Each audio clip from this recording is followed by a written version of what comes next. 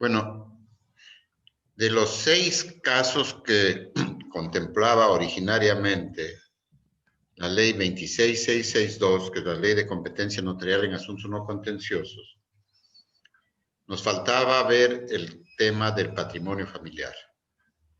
¿Qué cosa es el patrimonio familiar? El patrimonio familiar es una institución que no significa que se esté enajenando el bien, sino simplemente que se le está dando un manto de protección a ese bien, de tal forma que pueda ser inembargable, ¿no? Tampoco se puede enajenar y solamente va a ser transmitible por herencia. Entonces, ¿cuál es la idea? La idea es que si una persona tiene, por decirle, un cargo como director de una empresa y no está seguro que la empresa pues, pueda ir bien, etc. Entonces, de alguna manera, lo que tiene que hacer es buscar proteger a su familia. Antes se llamaba hogar de familia. E incluso en la época del general Velasco, me parece que se dio una ley por donde se decía que se le da carácter de hogar de familia a las casas donde vivían las personas sin mayor trámite, ¿no? Pero la verdad es que esto requiere o un trámite judicial o un trámite notarial.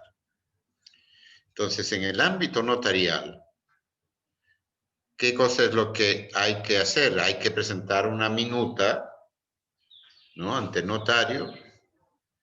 ¿A qué notario? Notario donde figura o sea, del competente, del domicilio de la persona que va a solicitar el patrimonio familiar.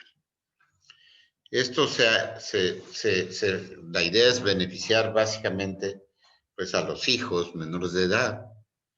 E incluso no cabe que haya un patrimonio familiar a favor de sí mismo. Sin embargo, lo que sucede es que ambos cónyuges, por ejemplo, presentan la solicitud de patrimonio familiar uno en favor del otro, de tal forma que esa es una manera de viabilizar esto en favor de los integrantes de una sociedad conyugal. Se tiene que acreditar que la persona no tiene deudas, que el bien está realengo. ¿Qué significa que sea realengo?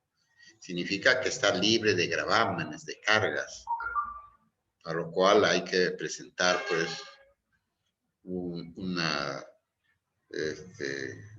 acreditar eso con la inscripción registral, ¿no es cierto? Con la certificación registral.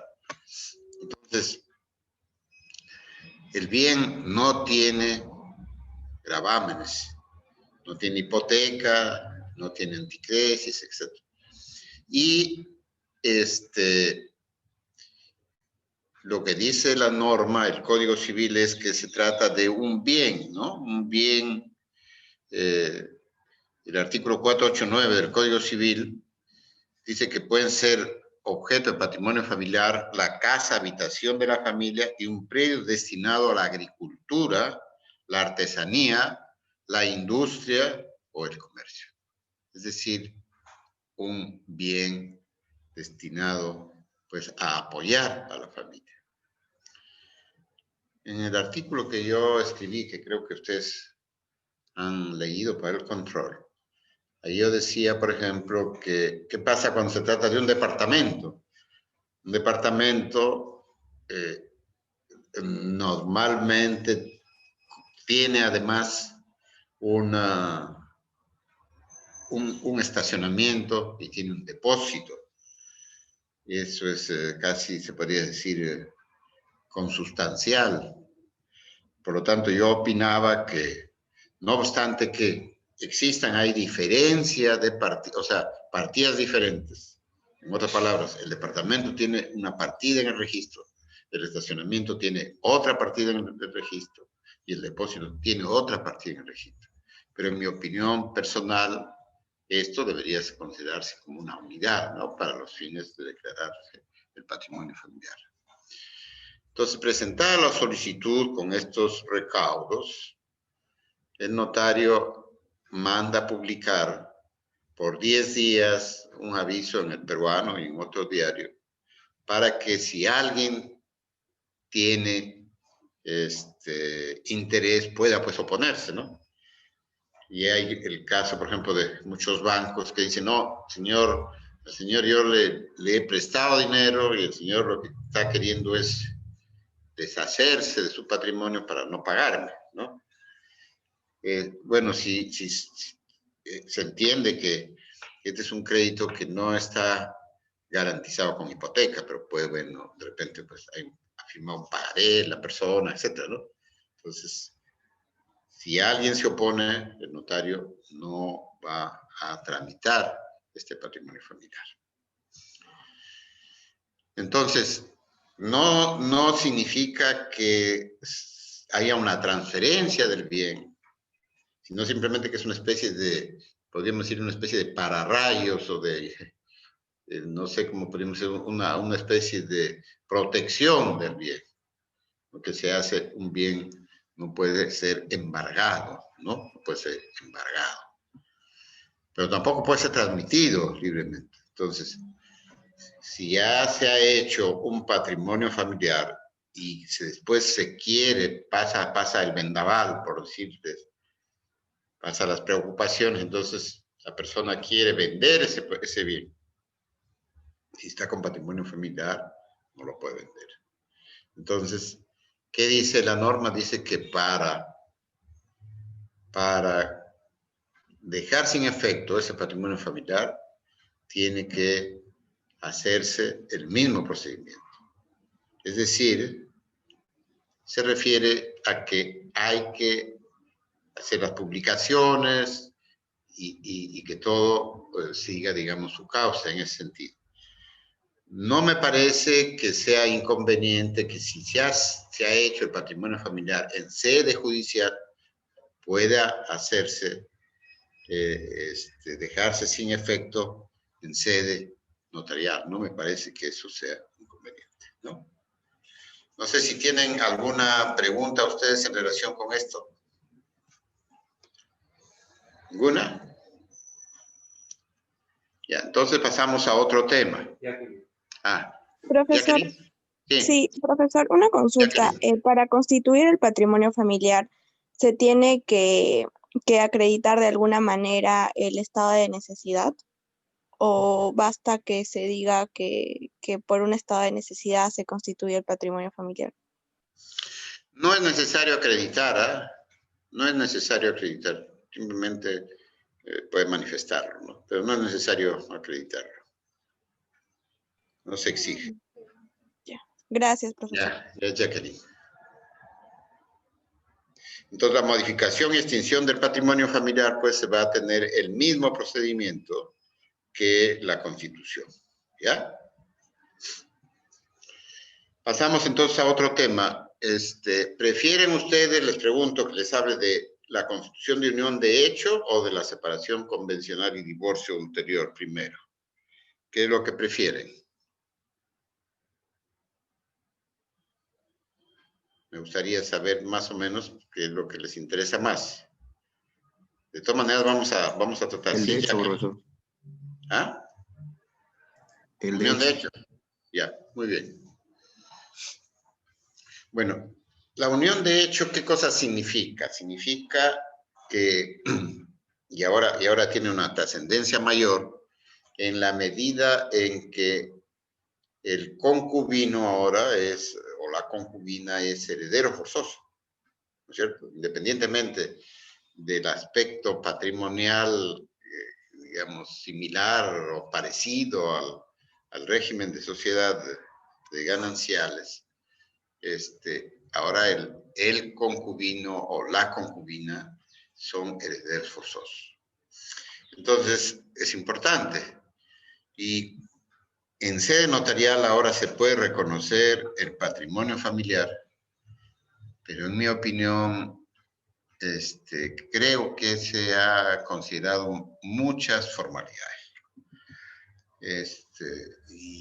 Y yo creo que tengo un caso o dos casos, ¿no? Que me han solicitado, pero las personas dicen, bueno, pero mejor si hay tanto trámite, mejor me caso, ¿no?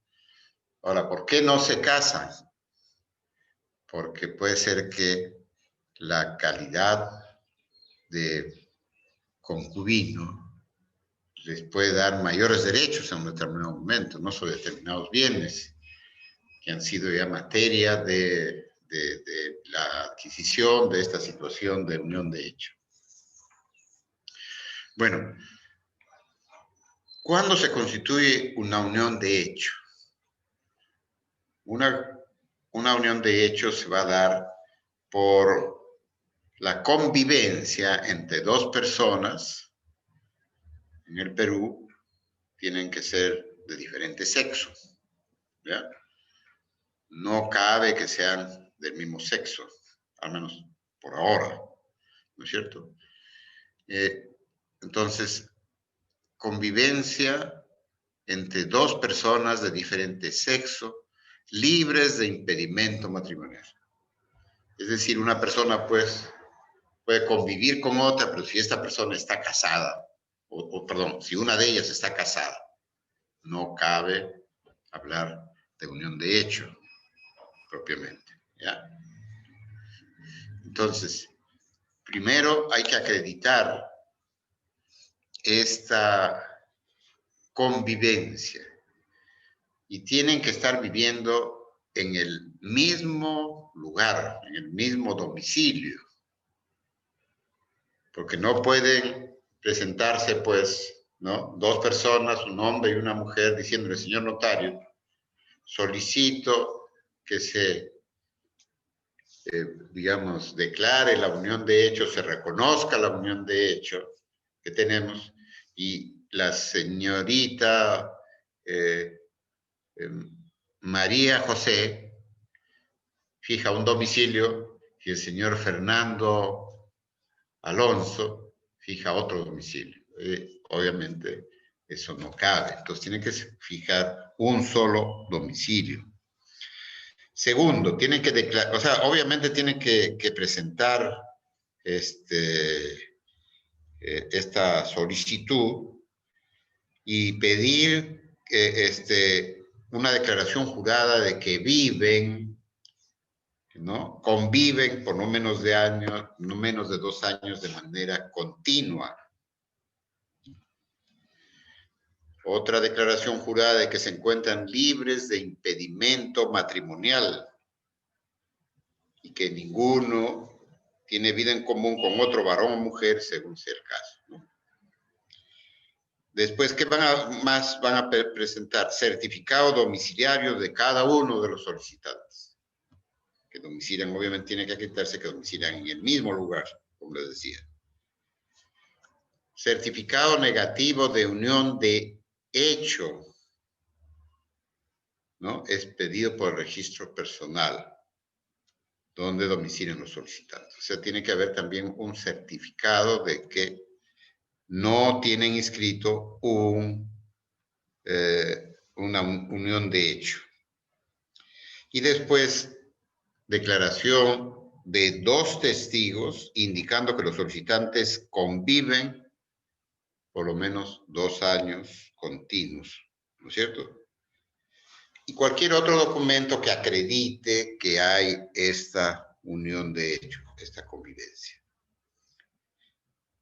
¿Cuál es el trámite? El trámite recibida la solicitud, el notario manda a publicarla de acuerdo al artículo 13, que se refiere en el diario El Peruano y en otro diario de circulación nacional. O si es en el interior del país, pues en el diario encargado de los servicios judiciales y en otro diario. ¿Cuánto tiempo hay que esperar para que alguien manifieste su oposición? 15 días. 15 días útiles, no son 15 días calendarios, sino 15 días útiles.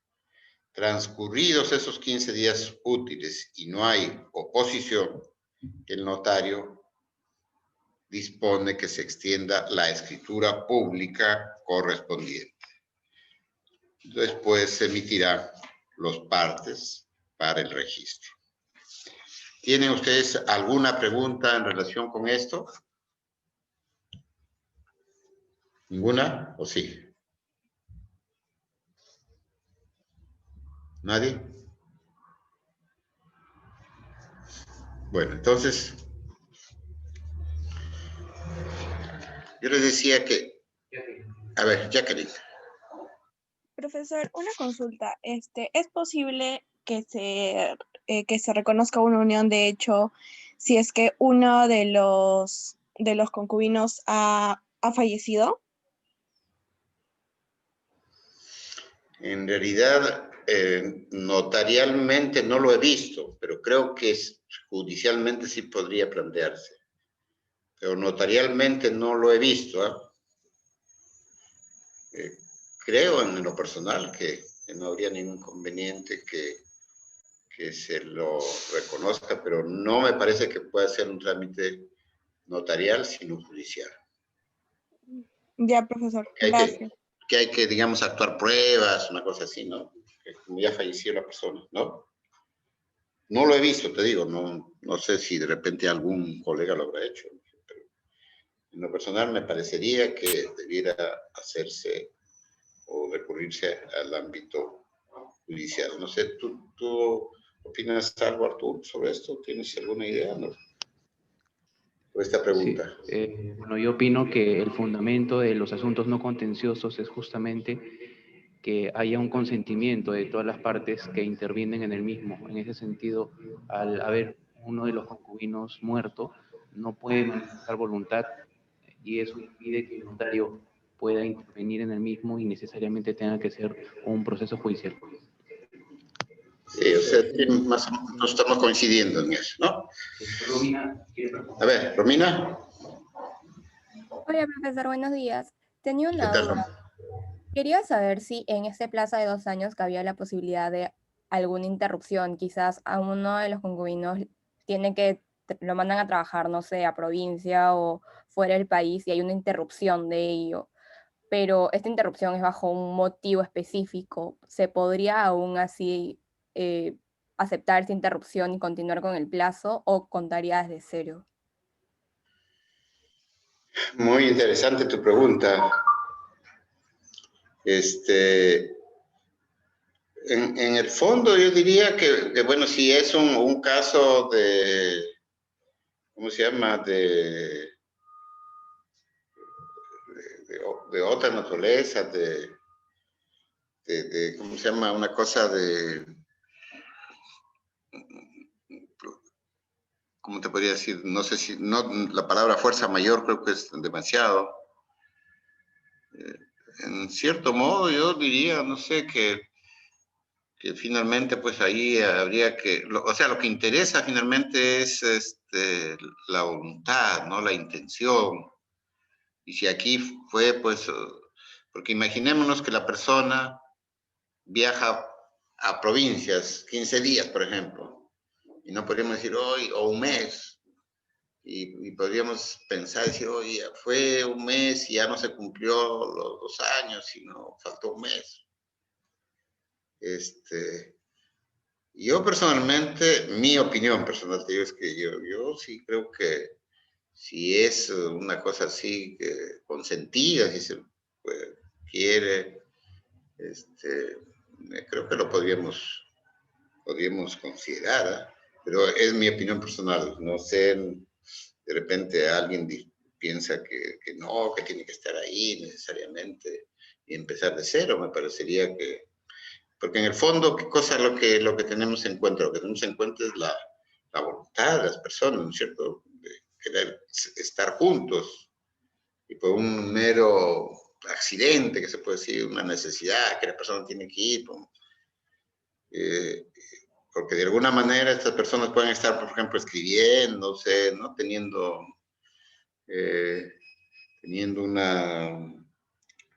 una comunicación comunicación permanente y el domicilio seguramente no habrá variado, ¿no? Porque si varía el domicilio ya oficialmente sí sería un problema, pero en principio mi opinión personal es que no debería, o sea, que debería continuar, ¿no? O debería considerarse por lo menos no como un caso de solución de continuidad, sino finalmente podría pues continuar, ¿no? O sea, ¿cuál es la intención? La intención es que ellos, si bien no están casados, quieren mantener su situación de unidad, ¿no? De una unión de hecho.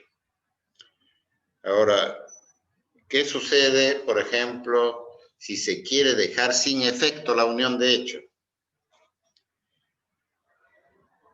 ¿Puede un cónyuge, perdón, un concubino retirarse simplemente y decir, bueno, ya yo dejé sin efecto la unión de hecho? O sea, imagínense ustedes que se ha hecho ya todo un trámite, una escritura pública, y uno de ellos dice, bueno, yo me voy de la casa y chao, aquí terminó todo. ¿Cabe esa posibilidad? Y porque eso tendría que inscribirse, ¿no? O sea, el término de la unión de hecho tendría que inscribirse. Entonces, ¿cómo tendría que hacerse? Tendría que hacerse de común acuerdo, mediante una escritura pública. Porque si no es así, tendría que simplemente terminar unilateralmente, pero eso no va a tener un reconocimiento en el registro público mediante una escritura pública, ¿no es cierto? Es una causal de que se termina la disolución de hecho, pero no se le va a dar a esa posibilidad, digamos, un carácter consagrado o concretado en una escritura pública que le permita inscribir esa disolución de hecho. ¿Por qué? Porque tiene que haber el aspecto, digamos, de la expresión de voluntad de ambas personas, ¿no? No sé si está claro lo que les quiero explicar. A ver, Alexandra. Doctor, yo quería comentar sobre la pregunta de mi compañera sobre si era posible que a pesar de que uno de los concubinos se fuera a vivir a otro sitio, igualmente se podría considerar la unión de hecho. Y yo considero que sí. Bueno, todos conocemos, creo que por el curso de Derecho de Familia, que para la unión de hecho hay varios requisitos, ¿no? Como que sea voluntariamente realizada, que estén libres de impedimento matrimonial, que sea permanente, exclusiva, notoria, pero sobre este tema de la permanencia, creo que tal vez, no estoy del todo segura, pero recuerdo haber leído en algún punto que, por ejemplo, cuando dos cónyuges se separan por temas laborales, no se cuenta como abandono de hogar o algo parecido. Entonces, quizás con el tema de las uniones de hecho podría ser parecido o quizá me estoy equivocando, pero creo que la permanencia no se debe medir solamente en cuestiones tales como estar físicamente juntos, sino que creo de que ahora, gracias a las tecnologías de la información, hace posible que dos personas estén juntas sin estar físicamente uno al lado del otro. Entonces, creo que también sería cuestión de poder modernizar un poco la visión que se tiene acerca de la permanencia, porque igualmente puede ser exclusiva, puede ser notoria y voluntaria, y etcétera, ¿verdad? Eso era lo que quería comentar. Sí, me parece muy bien, muy acertado tu comentario, Alexander. Y yo más o menos te estaba diciendo también, o decía que en mi opinión creo que podría considerarse, ¿no? Sobre todo, si hay pues una situación así de que a veces uno no está buscando, ¿no? Tiene necesidad de viajar o lo que sea, ¿no? Creo que yo concuerdo con tu interpretación, ¿no? Pero me parece muy interesante también la referencia que tú haces a que, bueno, el caso de la pareja, del matrimonio, ¿no? Claro que ahí hay una sanción legal y recién, tratándose de la unión de hecho, recién quizá estamos empezando, todavía no nos acostumbramos a ello, y yo les decía incluso que en mi experiencia profesional he tenido pues muy pocos casos, no sé, a veces pienso que las personas dicen, no, es muy complicado, que lo más práctico sería que haya una simple declaración y una firma legalizada, ¿no? Entonces, pero aquí hay que hacer publicaciones y todo, entonces es un poco formal, ¿no? Ahora, estamos viendo qué pasa, cómo se disuelve esa unión de hecho, o sea, desde el punto de vista jurídico propiamente, habría que hacer una escritura pública donde ambos están de acuerdo y dicen, bueno, vamos a terminar nuestra unión de hecho, hemos adquirido tales y tales bienes, estos bienes, así como se da término a una ¿cómo se llama? Como se procede a una separación convencional, ¿no es cierto? Como tratándose de una sociedad de gananciales. Ahí habría que decir, bueno, los bienes que hemos adquirido cuando hemos estado en unión de hecho han sido tales y tales, y estos se van a repartir de esta forma, no se adjudican digamos, al concubino y a la concubina, ¿no? Ahora, yo les decía, ¿qué pasa si esta disolución de hecho termina por una decisión unilateral de una de las personas? Porque tampoco se le puede prohibir a una persona que diga, bueno, ya me quiero terminar, ¿no? Pero claro, no lo podemos santificar, entre comillas, es decir, se tiene que reconocer la voluntad de la otra persona también, ¿no? O sea, no cabría, en mi opinión personal, que un notario, por ejemplo, extienda una escritura pública de otra persona que viene y dice, señor, ya me quiero separar, quiero dejar terminado esta unión de hecho. Diferente es el caso de que hay, pues, fallecimiento de una persona, o hay una declaración de ausencia, o de muerte presunta, ¿no? Que sí es otro aspecto que habría que considerar, ¿no? Para los fines de dejar sin efecto esta unión de hecho y que ahí sí se puede inscribir en el registro. En consecuencia, para que se inscriba en el registro, ¿cómo se llama? Este término de la unión de hecho tendría que constar, pues, en escritura pública o darse el caso que hemos mencionado de esa declaración de ausencia, muerte presunta o fallecimiento, ¿no? Entonces, ¿hay alguna otra pregunta o algún otro comentario?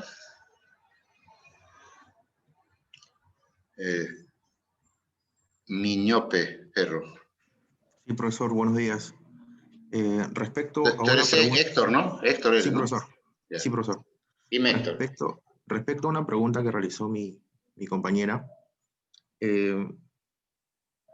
o sea, sí tengo entendido de que son 2 años de continua convivencia, pero por ejemplo, ha habido un caso que probablemente sea muy conocido aquí en el Perú, sobre el caso Jefferson Farfán y Melissa Club, donde hubo una demanda de alimentos de por medio, y bueno, la señorita Club solicitaba el 50% de los bienes, y teniendo 2 hijos, bueno, el joven Farfán no quería o no pretendía otorgarle el 50% de todos sus bienes, porque alegaba que al estar él trabajando en el extranjero, no se cumplía el requisito de convivencia de 2 años continuos.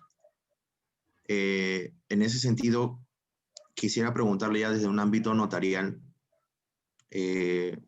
¿cómo puede entenderse la unión de hecho si una persona vive en el Perú y otra persona vive, no sé, en este caso creo que fue en Alemania, creo que estaba en el Schalke 04, porque hay algunos países que no reconocen la unión de hecho?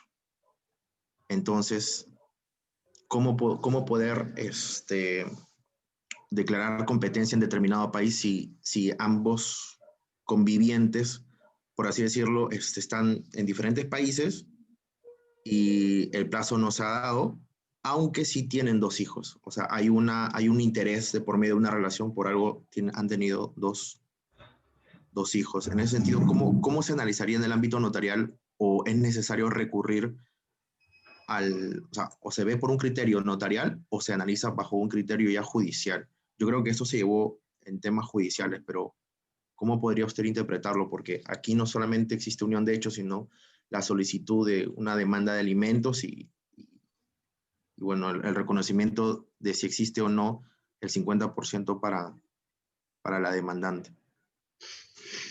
Mi opinión, y vuelvo a lo que dije quizá no muy claramente, es que tiene que primar la voluntad de las partes.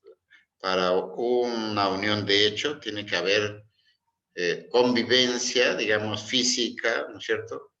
Pero además tiene que haber voluntad de estar en esa situación.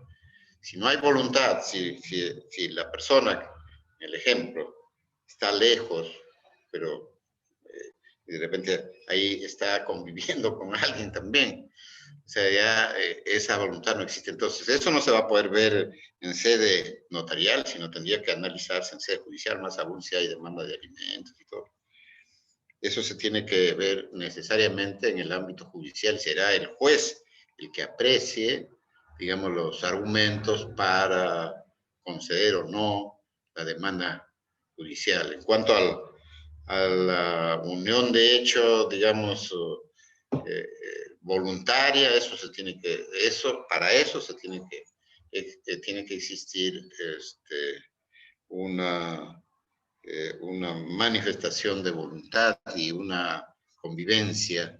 Ahora, estamos hablando en el ejemplo que respecto a la pregunta de la posibilidad de que la persona, digamos, uno de los convivientes tiene que viajar por necesidad, si se quiere, o utilidad, viajar por un tiempo. Y bueno, pero no se está rompiendo el vínculo, ¿no es cierto? Diferente es el caso de que está en otra parte y no hay ningún vínculo, etcétera. Entonces ya es otra situación. Eso necesariamente se tendría que ver al ámbito jurisdiccional y no notarial, porque la base para que pueda verse en sede notarial es que haya consentimiento o asentimiento, ¿ya? Esa sería mi respuesta. No sé si te satisface o tienes alguna discrepancia, etcétera, pero eso es lo que yo te comentaría sobre esto, ¿ya? Ok, profesor, gracias. Ya, Héctor, ok. Bueno, entonces vamos ahora al tema de la separación convencional y divorcio ulterior. Yo les comentaba en la clase pasada que en el anteproyecto que presenta el Colegio de Notarios de Lima, en uso de las facultades que tienen los colegios profesionales para tener iniciativa legislativa, consideramos la separación convencional y el divorcio ulterior como un caso no contencioso, no obstante que en el Código Procesal Civil no estaba considerado como no contencioso. Pero ¿qué decíamos? Que decíamos que en realidad ahí no hay una demanda, sino hay una solicitud que está firmada por las mismas personas, marido y mujer, que han decidido separarse. Y lo que sucede es que en el Perú ha habido una posición antidivorcista e incluso a los que querían divorciarse le han hecho siempre la vida a cuadritos, podría así decir. Incluso las resoluciones tienen que ir en consulta, etc. Entonces, las personas de hecho estaban casadas, digamos, formalmente, pero de hecho no estaban juntos, estaban ya incluso con otra pareja, pero no podían regularizar su situación. Entonces, ¿por qué? Porque, bueno, les decía que incluso en una época, en el siglo XIX, había una discusión si divorcio o no divorcio, ¿no? O sea, entre matrimonio y divorcio En consecuencia, hay incluso a Vidaurre, que en una época favorecía el divorcio y otra época no, por eso que se habla una frase que no sé si ustedes han escuchado que dice Vidaurre contra Vidaurre, ¿no? Como cuando uno tiene contradicciones. Entonces, el hecho de que se presente en esta llamada causal de mutuo disenso, que así se llamaba, y que me parece con buen criterio se ha modificado, ¿no? Porque, ¿qué significa el disenso? Disenso significa no estar de acuerdo. Entonces, yo no voy a decir, estoy de mutuo desacuerdo, ¿no? Estoy de mutuo desacuerdo. Entonces, es mejor que se hable de separación convencional, como se habla ahora, y no de mutuo disenso. Entonces, ¿qué decíamos nosotros? Decíamos que el notario, además, puede cumplir muy bien con esa especie de reconvención que hace el juez o que prevé la legislación, tratándose de los jueces, para que se reconvenga a la familia, porque el Estado, digamos, está protegiendo a la familia, ¿no? Protegiendo el matrimonio, si se quiere decir. Y entonces le hacía esta reconvención, este pedido, si se quiere, a los cónyuges para que no se separen. Eso lo puede hacer muy bien el notario porque hemos dicho que el notario tiene una relación horizontal con las personas. El juez está un poco más distante y la invocación que hace el juez puede ser una invocación más formal. Pero si alguien quiere realmente contribuir a fortalecer o a evitar que el matrimonio, digamos, se disuelva, tiene mucha mayor facilidad el notario porque tiene que mantener una relación horizontal con las personas, ¿no? Entonces, muchas veces un consejo más se le acepta a un amigo que a una persona extraña, ¿no? Bueno, sin embargo, en el Congreso, pese a que la Comisión de Justicia lo aprobó, pese a que estuvo en el proyecto, no se llegó a votar esa decisión y tuvo que esperarse más o menos 10 años para que nuevamente se plantee la separación convencional y se aprobó mediante la ley 19.227. Como les digo, más o menos 10 años después. ¿Cuáles son los requisitos? Los requisitos son que se presente una solicitud contenida en una minuta ante notario y manifestando que los cónyuges quieren separarse. Entonces, ¿qué es lo que tienen que acreditar? Que los bienes que han adquirido, que pertenecen a la sociedad conyugal, han pasado del régimen de sociedades gananciales al régimen de separación de patrimonios. Es decir, hay una escritura de separación de patrimonios, que ya ustedes conocen. ¿Qué deben acreditar? Bueno, si no hay hijos, no hay problema. Pero puede haber hijos mayores de edad, tampoco hay problema. Puede haber problemas si hay hijos menores de edad. Entonces, si hay hijos menores de edad, lo que se tiene que presentar también es un acta de que hay una conciliación, un acta de un centro de conciliación donde se ha definido cuál va a ser el régimen de tenencia de los hijos menores de edad. O también si hay hijos incapaces, que ahora nosotros sabemos que no se llaman incapaces, sino con capacidad restringida, ¿no es cierto? Como aquellos que tienen alguna discapacidad. Entonces,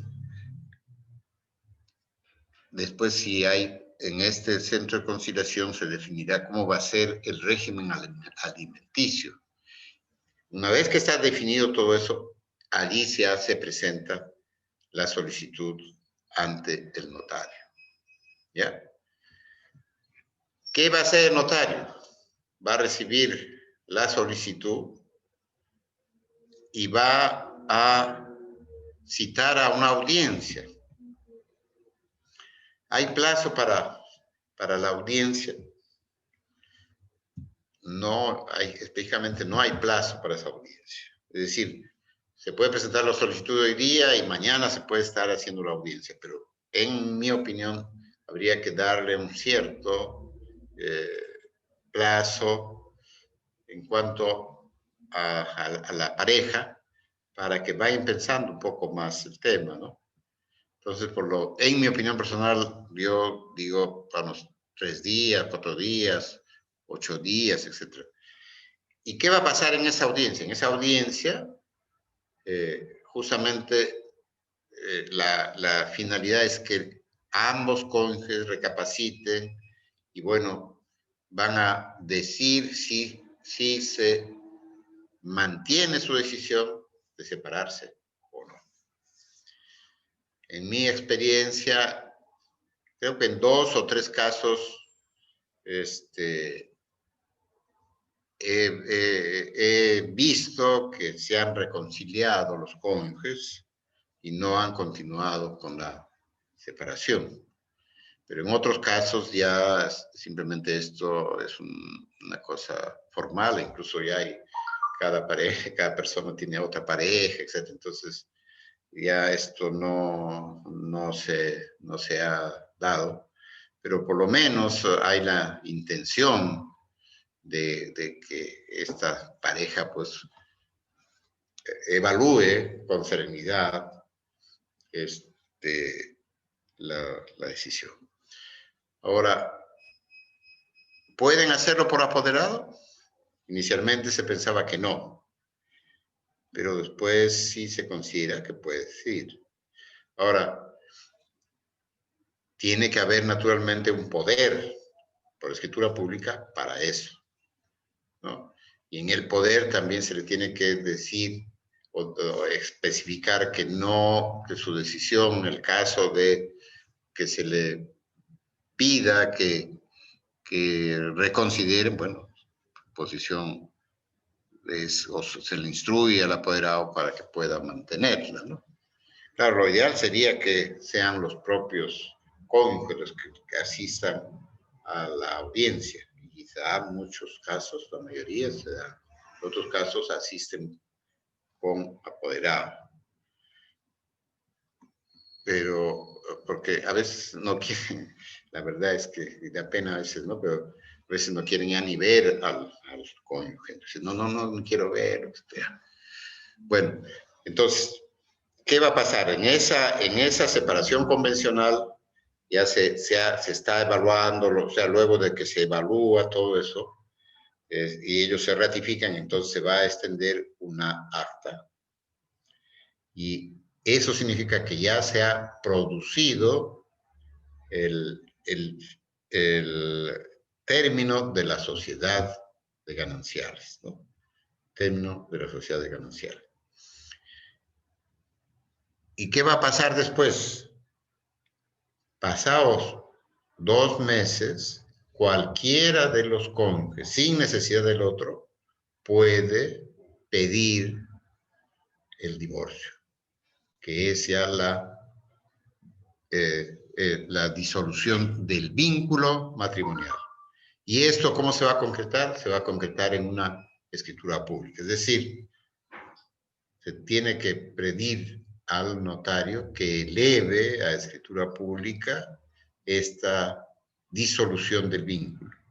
Para ello el notario va a insertar el acta, ¿no es cierto? El acta y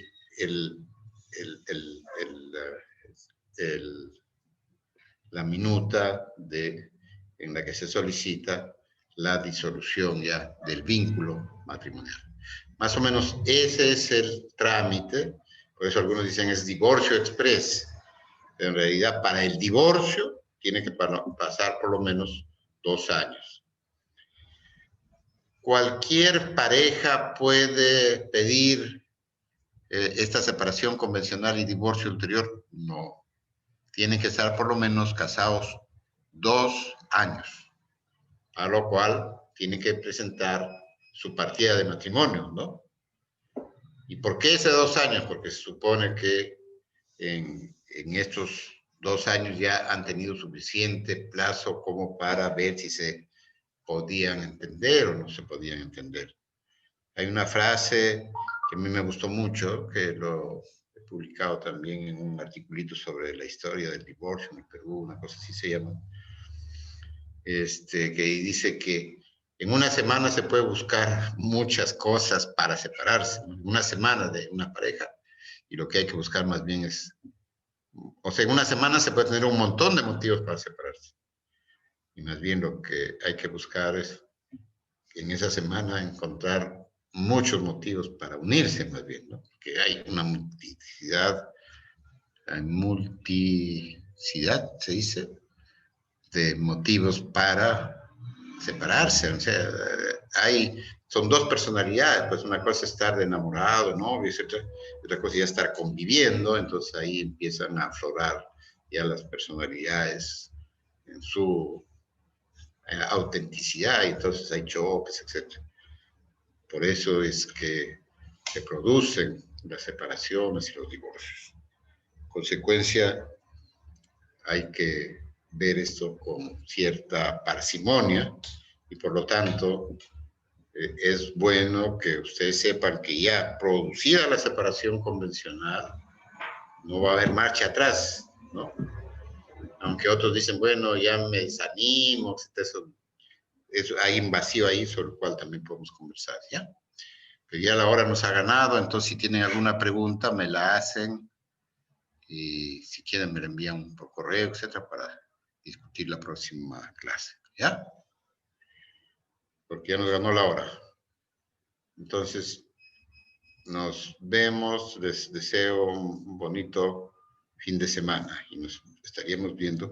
¿Estás pidiendo, Zuli? ¿Quieres hablar? No, ¿no? Nadie quiere hablar, ¿no? Entonces, si tienen alguna pregunta, por favor, me la envían, ¿ya? O si no, ya la próxima clase. Bueno, que les vaya muy bien, pues. Muchos saludos, ¿ya? Bonito fin de semana. Gracias, doctor. Hasta luego. Sí, doctor, hasta luego. Gracias a ustedes. Muchas gracias. Gracias.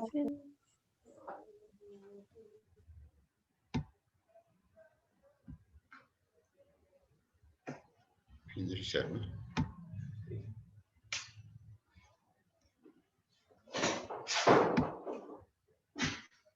Ya nos ganó la hora, pues no se puede.